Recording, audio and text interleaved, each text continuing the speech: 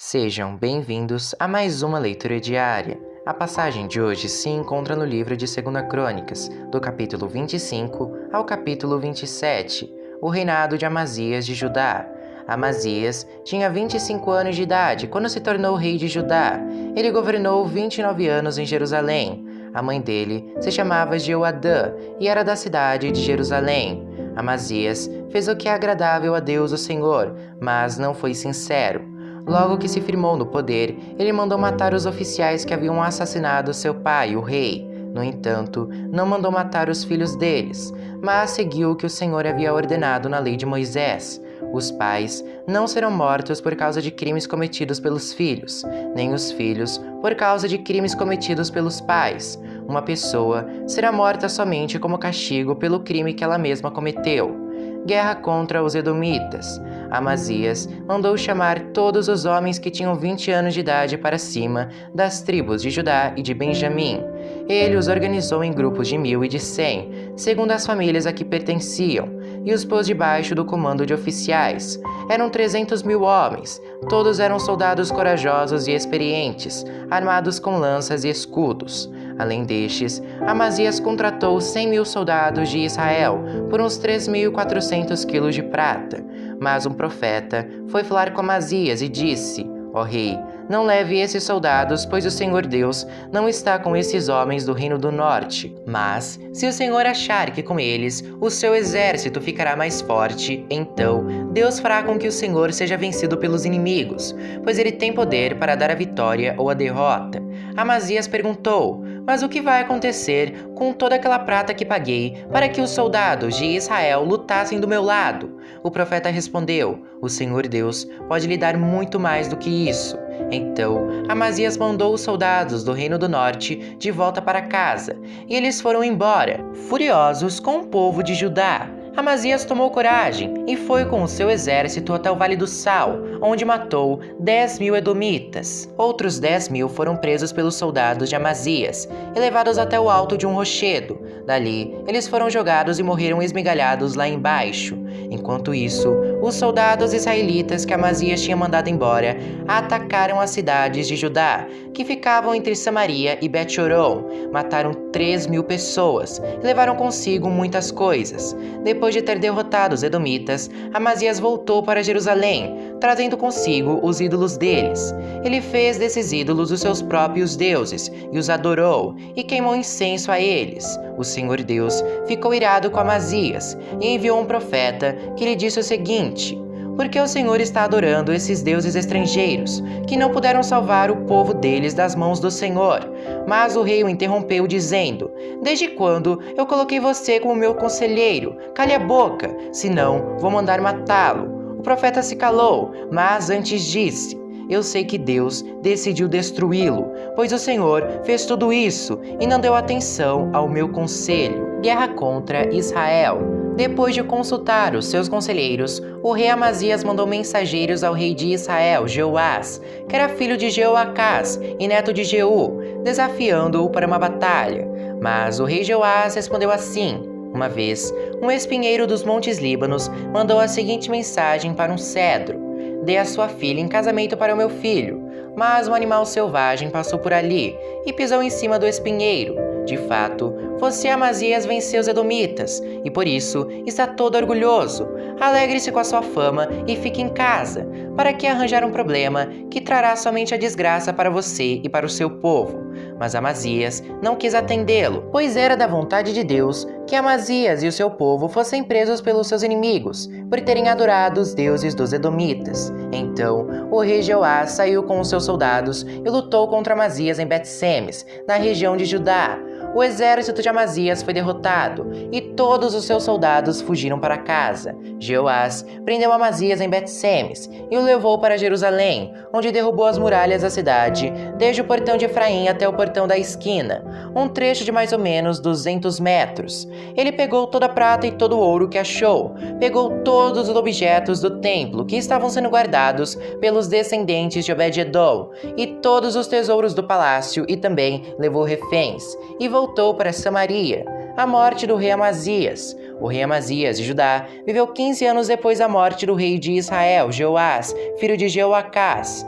Todas as outras coisas que Amazias fez, desde o começo até o fim do seu reinado, estão escritas na história dos reis de Judá e de Israel. Depois que Amazias se revoltou contra Deus o Senhor, houve uma conspiração em Jerusalém para matá-lo, e por isso ele fugiu para a cidade de Laques. Mas os seus inimigos o seguiram até lá e o mataram. O seu corpo foi levado de volta para Jerusalém num cavalo e foi sepultado nos túmulos dos reis na cidade de Davi. Capítulo 26. O reinado de Uzias de Judá. No lugar de Amazias, o povo de Judá pôs como rei o seu filho Uzias, que tinha 16 anos de idade.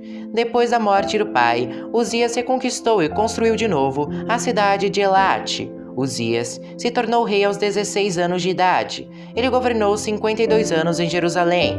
A sua mãe se chamava Jecolias e era da cidade de Jerusalém. Seguindo o exemplo do seu pai, Uzias fez aquilo que agrada a Deus o Senhor. Enquanto Zacarias viveu, Uzias serviu a Deus fielmente, pois Zacarias o ensinou a respeitar o Senhor. Durante esse tempo, Deus o abençoou. Uzias fez guerra contra os filisteus e derrubou as muralhas das cidades de Gate, de Jania e de Asdod. Depois, construiu cidades protegidas por muralhas perto de Asdod e em outros lugares da região dos filisteus. Deus o ajudou a derrotar os filisteus, os árabes que moravam em Gurbaal e os meunitas. O poder de Uzias aumentou e a sua fama se espalhou até o Egito, e os amonitas lhe pagavam impostos. A fim de tornar mais fortes as muralhas de Jerusalém, Uzias construiu torres no portão da esquina, no portão do vale e no lugar onde a muralha faz esquina. Construiu também torres de vigia nos campos e abriu uma porção de poços, pois tinha muito gado, tanto nas planícies como nos planaltos de Judá. Tinha também homens trabalhando nas plantações de uvas e nas hortas das regiões montanhosas e nos campos férteis, pois se interessava pela agricultura. Uzias tinha um exército de homens prontos para a guerra. Eles marchavam para a batalha em grupos organizados, de acordo com as listas que estavam aos cuidados do escrivão Jeiel e do oficial Maacéias. O chefe desses dois homens era Ananias, um dos generais do rei.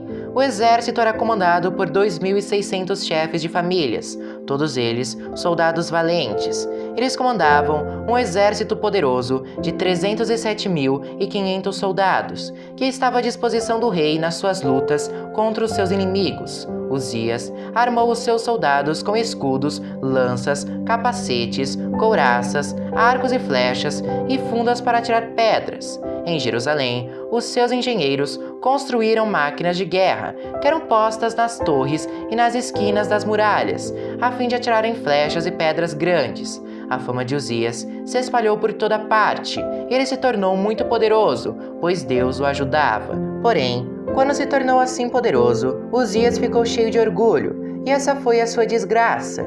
Ele pecou contra o Senhor seu Deus, pois entrou no templo para queimar incenso no altar do incenso.